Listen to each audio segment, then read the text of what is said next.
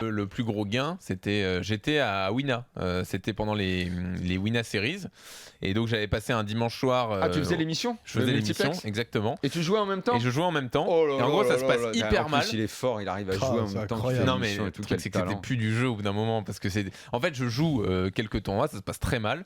Harper se moque de moi en me disant bon bah là je vois Jean-Louis comme un mec en soirée qui il est 5h du mat et il cherche quelque chose pour boire encore parce que je cherchais des tournois désespérément et je trouve un dernier tournoi super turbo et c'est sur celui-là que ça se passe bien, mais c'était plus du poker quoi, c'était des coups de chance à répétition quoi. Mais c'est du poker aussi. Oui, mais il n'y a pas de grande fierté à tirer non plus de ça. T'as vu comment il se dévalue? Non, mais c'est vrai. Après, techniquement, tu vois, tu peux pas non plus te vanter de tous les gains. Mais de quoi tu pourrais te vanter alors? Tu joues à quelle fréquence? Non, mais l'autre gain à un peu plus de 1072, je trouve, a plus de valeur parce que c'était un tournoi à 50 €, il y avait moins de monde, il prenait plus de temps. Je trouve qu'il y avait plus de travail. Le temps de faire ces tournois qui durent assez longtemps, justement.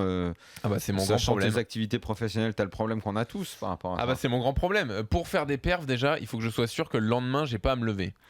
Sinon dans la tête je joue très mal parce que je me dis je vais pas. Tu sais que ça va durer tout ça. Voilà, je me dis je vais pas rester jusque tard pour finir à l'arrivée mal placé. Donc soit je monte un gros tapis, soit je m'envoie en l'air trop rapidement. Et du coup les perfs que j'arrive à faire, c'est quand je sais que j'ai pas à me lever le lendemain, ce qui est assez rare quand t'as un travail et une famille quoi. Ouais, mais quand tu fais le top 50 quand même t'as quand même des super réguliers qui jouent à ce tournoi-là et tu sais que quoi qu'il arrive, tu vas le finir je crois à 2h du matin, 2h30, tu vois. Donc pour le coup, c'est sûr que là-dessus, mais ta fréquence de jeu en fait, elle est beaucoup.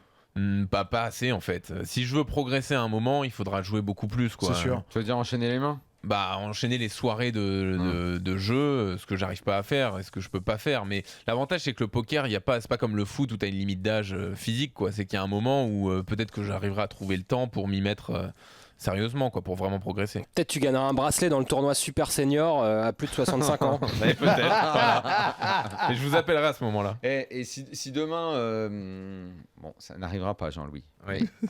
C'est une hypothèse comme ça. On est entre nous. Un gars façon Guy Pariante te dit pendant 1 an, allez, 6 mois, tu lâches ton taf habituel et je te fais faire 6 mois de tournoi, Prague, Vegas, aujourd'hui Macao. Oui, aujourd'hui, non. à la rentrée, au mois de septembre. Non. Pourquoi? Je dis non. Non, mais je dis la non saison parce que de septembre à juin, tu ne fais plus Team Dugas pendant 1 an, mais tu parcours le monde faire les tournois de poker. Non, je dis non parce que je trouve que professionnellement. Non, mais t'as le droit de revenir après à Team Dugas l'année d'après. C'est sûr à 100% que j'ai ma place derrière? Après, t'as peut-être pas ta place dans cette émission, mais t'es journaliste encore. Mais tu reprends ta carrière de journaliste, t'es pas viré, t'as une année sabbatique. C'est le contrat que Daniel rêve, tu vois.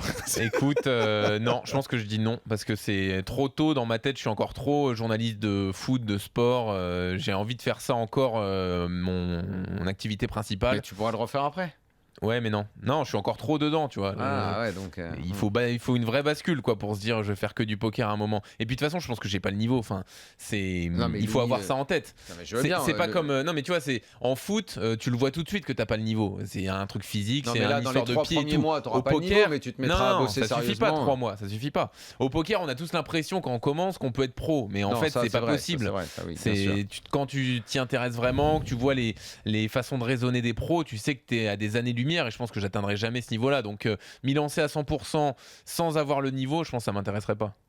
Et toi, Moundir, je t'ai jamais demandé, tu te barrerais 6 mois pour faire des tournois, sachant que tu as le droit de revenir parce que tu as une famille que tu dois voir et tout. Mais genre, je sais pas, de janvier et ça se terminerait jusqu'à Vegas et tu ferais pas mal de tournois. Ça serait une décision un peu difficile quand même, hein, parce que j'ai conscience de mon niveau et que 6 mois, c'est pas assez pour vraiment pour faire beaucoup de tournois. Tu vois, faut au moins que tu aies au moins 60 tournois dans l'année, quoi, 70 tournois dans l'année si vraiment tu veux. 70 tournois dans l'année, putain, ça en fait. Hein. Bah oui, t'es sans arrêt dessus. Mais t'imagines déjà, hein, sur un event, il y en a qui enchaînent 10 tournois, 20 tournois, tu vois. Donc pour le coup, c'est. Écoute, je te dis honnêtement, je préfère rester ce jeune passionné. Je préfère rester ce passionné de poker que je suis plutôt que de penser à des rêves qui ne sont pas réalisables pour moi. Mais et puis, faut voir. Guy Pariante ne vous contactera pas. Non, mais après, tu vois, je pense qu'on a discuté avec des joueurs pros, on a côtoyé, donc forcément, on se rend compte aussi du taf, de l'investissement, de ce que ça représente, quoi. C'est beaucoup. C'est quand même, c'est pas juste aller faire des tournois comme ça, après, payés, quoi. Si t'en fais tomber un parce que t'as eu du bol, t'es content.